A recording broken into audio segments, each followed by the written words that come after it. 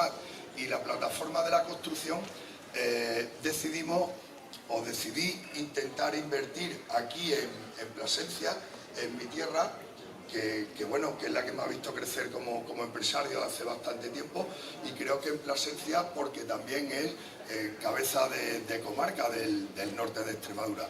Por lo tanto, quizás es el lugar idóneo donde poder crear empleo y donde poder seguir desarrollándonos con las virtudes que hemos tenido siempre, que ha sido la atención al público y el buen servicio.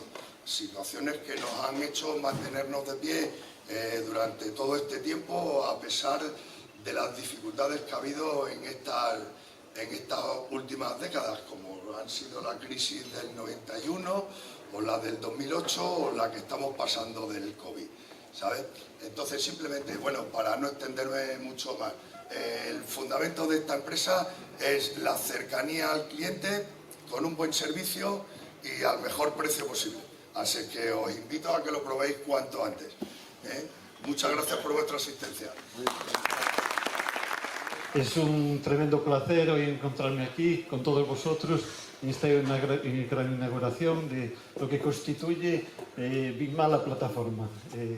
Desde el grupo BIMA es un placer contar con gente como Javi, que apuesta por nuevos modelos, implantar nuevos formatos para que BIMA pueda ir más adelante y tiremos todos unidos. Sin más dilación, simplemente comentar que el agradecimiento, como decía él, a Javi, su familia, yo creo que todo su personal, a la gente de la central que han participado en que este evento se pudiera desarrollar y esta tienda la tengamos hoy tan estupendamente. Gracias a todos.